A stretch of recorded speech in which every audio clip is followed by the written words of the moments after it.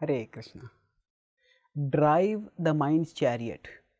Don't be driven by the mind's chariot.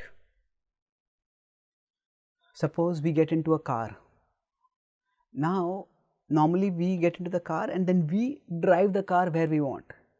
But suppose we are on a slope and even without our knowledge, the car starts sliding backwards or forwards. Then we will get alarmed and we will ensure that we will put a brake and prevent the car from moving. Now, we are familiar with cars, but instead of car, if we consider a chariot, which is driven by horses.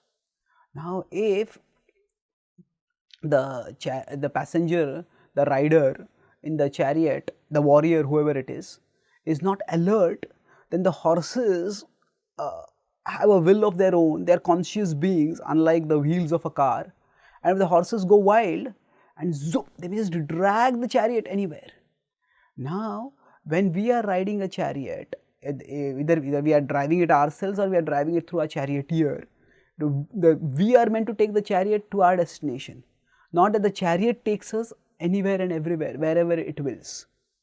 So now the Bhagavad Gita compares the mind to a chariot. In the 16th chapter, idam adya maya labdham imam prapse manoratham idam asti idam api me bhavishyati punardhanam. So 16.13, Krishna is depicting the mentality of the ungodly, the demoniac, and he says, idam adya maya labdham, this much I have attained, imam prapse manoratham, and this I will get in the future, idam asti idam api me, I have already accumulated so much, and bhavishyati punardhanam, more I will get in the future. All this, the central point here is idam adyamaya labdham imam prapse manoratham, the chariot of the mind. A person becomes situated on the chariot and the mind's chariot runs here, runs there, it runs everywhere. It can, a person may be a pauper and that person may be scheming, I will become a millionaire.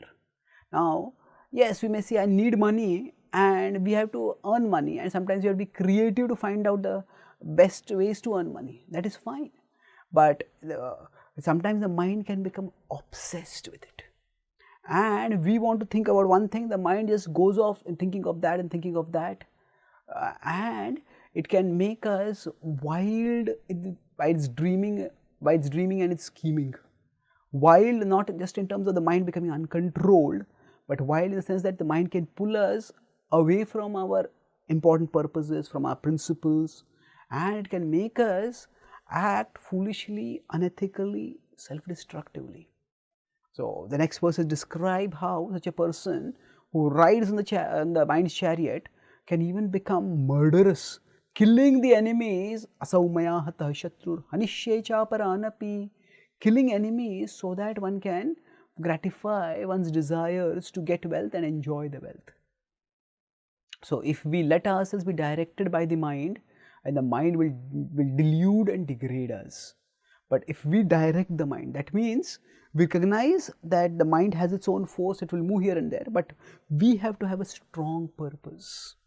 So that intelligence of recognize the need for a strong purpose and the determination to stick to that purpose, it all comes by studying the Bhagavad Gita and connecting with Krishna through the practice of bhakti.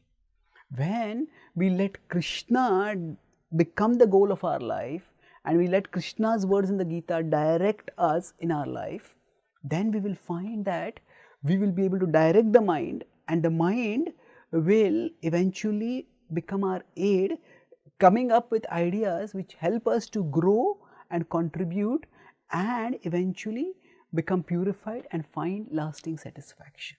Thank you. Hare Krishna.